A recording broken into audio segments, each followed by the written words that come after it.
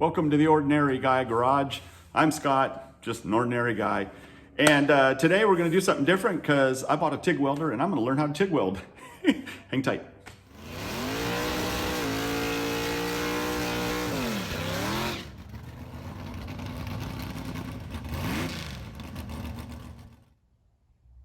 All right, so a friend of mine who does all the TIG welding and stuff for me on my S10, and he's done stuff on the Chevy.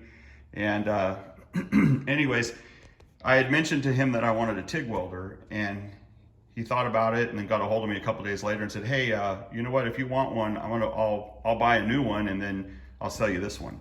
So I said, okay. And it's an older machine. This is a Precision TIG 185. It's about 10 years old. You turn it on, it's got the digital display on it.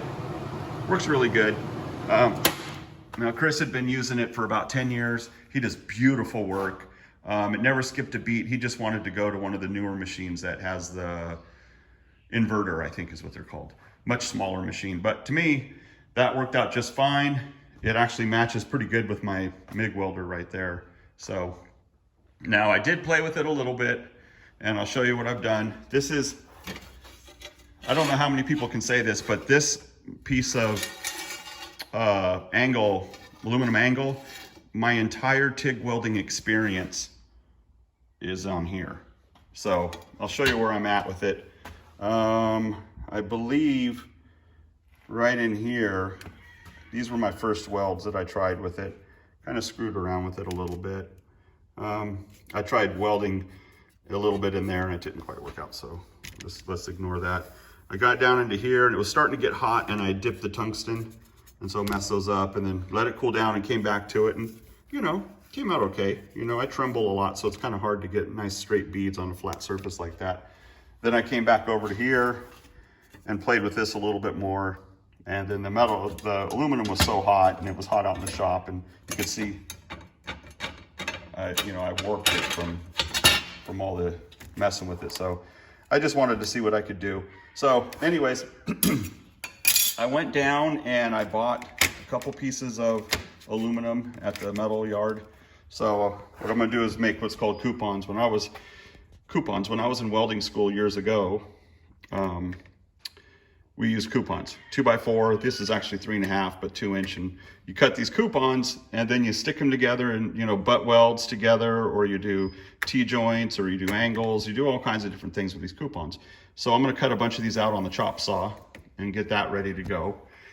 So let me do that real quick. Got a few coupons cut, not too many. I still have the majority of my thing to cut. I need to put I got the blade on my chop saw is not an abrasive one. It's the one that's got the, it's for cutting metal anyways. It's got some chips on it. I can't think of the word. It's got some chips on it, and I need to buy a new one, and the thing was rattling and it was kind of bending these. So anyways, this will be good for now. I'll probably start off with screwing with this angle piece a little bit more. Oh, I figured I'll finish up with what I was saying. I mentioned that when I was in welding school years ago, and you're probably thinking, well, if you were in welding school years ago, why are you just learning this? And there's a reason for it. I was 21, 22 years old, so it was a few years ago, back before the internet.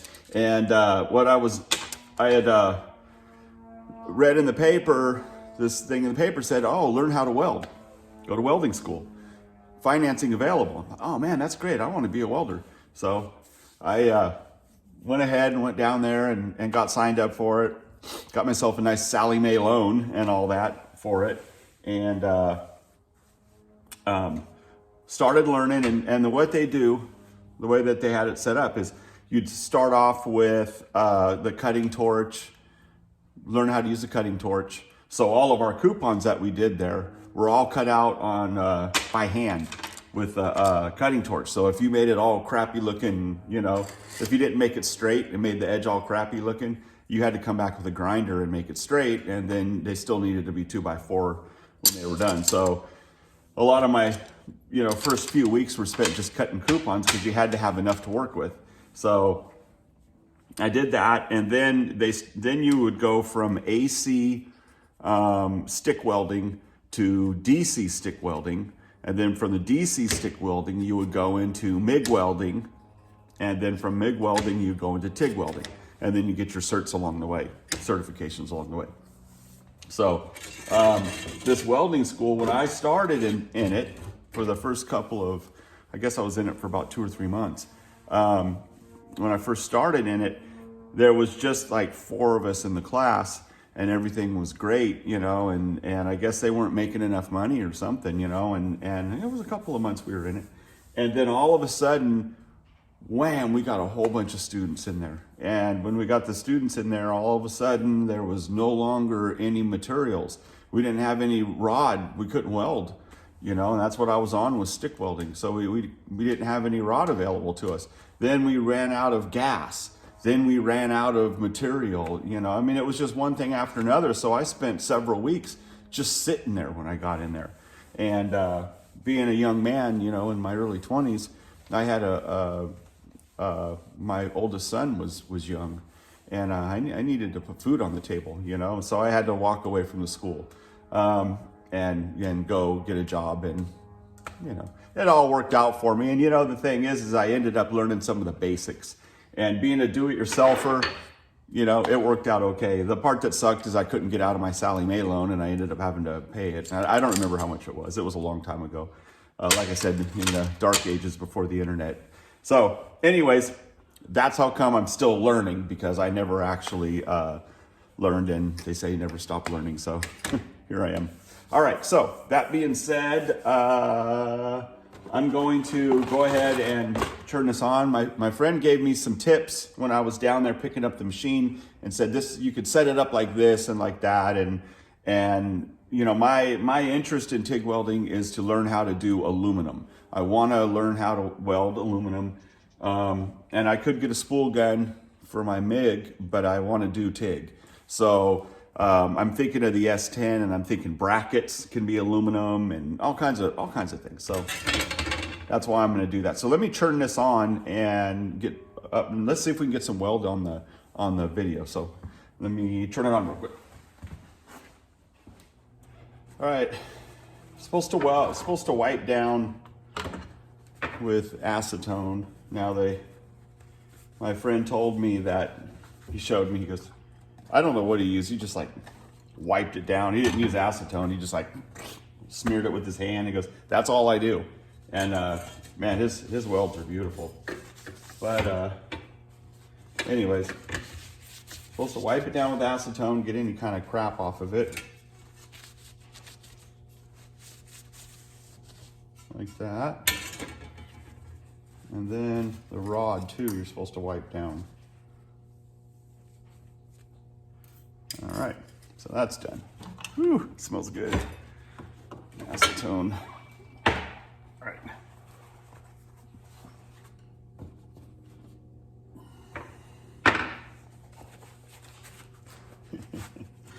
Alrighty, here we go.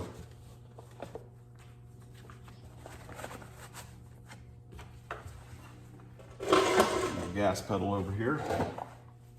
Now, let's see if we can do in and down. I don't know if we can video this actual welding portion of this, but we'll find out here in a minute. So, I'll try to put one.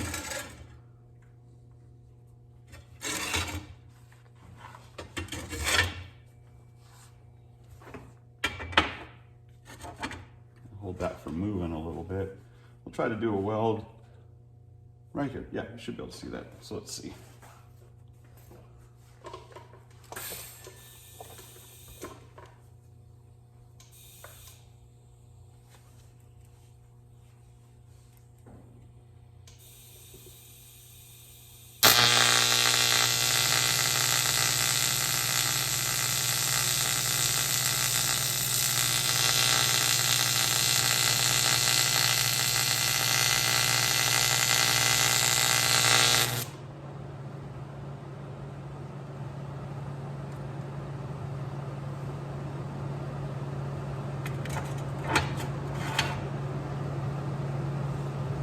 Doesn't seem like that was on the bottom.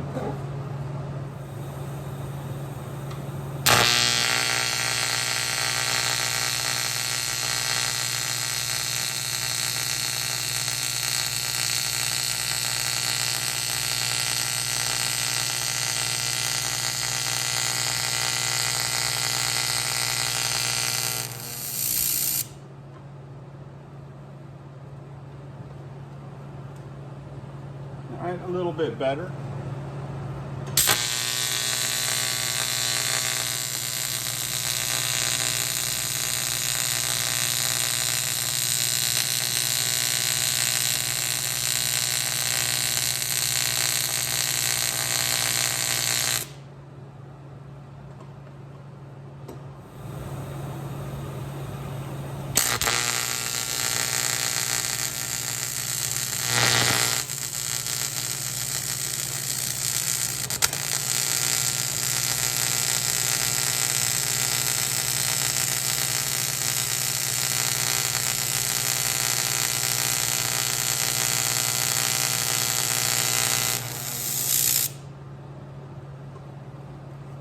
Well, I guess in the beginning of the video, I should have stated that this is not me teaching anybody how to do anything, because I got a lot to learn, you know, and you can see in the video, and what I'm trying to show here is I'm trying to show that my process for doing things. You know, I'm a do-it-yourselfer, hands-on, self-taught for pretty much most of the stuff that I do. You know, and back in the day, before the internet, I just had to climb into stuff and give it a shot. You know, a quick story: when I was very young, 17, I think, I had a Cougar. I had a '67 Cougar, and I went through a lot of transmissions in it. So finally, I said, you know what? I'm going to rebuild my own. So I got one. I had a transmission, and I bought a kit, laid everything out in the garage, got a big, you know, a 4x8 piece of plywood, and I laid everything out as it came out of the transmission, put it all back together, and it worked great. So that's how I do things. So this here is going to be a process of me playing with the temperature or the amps on the welder and all that to get to where I'm comfortable doing it. So what I'm trying to show is, again, my process, and to tell people, if you're thinking about doing something like this, you know, do it. You know, you don't have to be an expert at anything. I mean, that's obvious. You're just an ordinary guy, you know, and I just do what I want to do. So anyways, that being said, here is some of the stuff that I did, and you can kind of see, you know, like, I don't know if this will help or not. You can see some of these, you know, there's some decent ones. You know, I guess you could just see all different kinds. Right here is where it really got hot. And I guess the edges, you know, this is another one up here that was just too hot. And so I have to learn a couple of things. Control of the pedal, you know, how much to move it, because you're supposed to start off hot, you know, floor it on the pedal, and then you kind of let up on it a little bit to get it right where you want it. And I need to learn how to do that. That's just going to take practice. The other thing is these gloves are kind of funky, because I wear an extra large, and I bought large ones because they'd be tighter, you know, I thought, but they kind of feel funny on me. So, you know, but you see in my hand when I'm doing it, I'm kind of like dabbing. And each time my hand gets closer and closer. So what I need to do is practice, you know, feeding the rod so I keep my hand at even distance. So I think I might pick up another set of gloves that fit a little bit better. And so I can work on that. And then just little things like there, you could see in the video that I was actually pushing on the gas pedal before I was sticking my rod in, or before I had before I had the torch where I wanted, I'd hit the gas pedal, and you know, I mean, it's just a matter of me learning. So anyways, I'm pretty happy with my progress. You know, I got a couple of, you know, decent looking welds in there.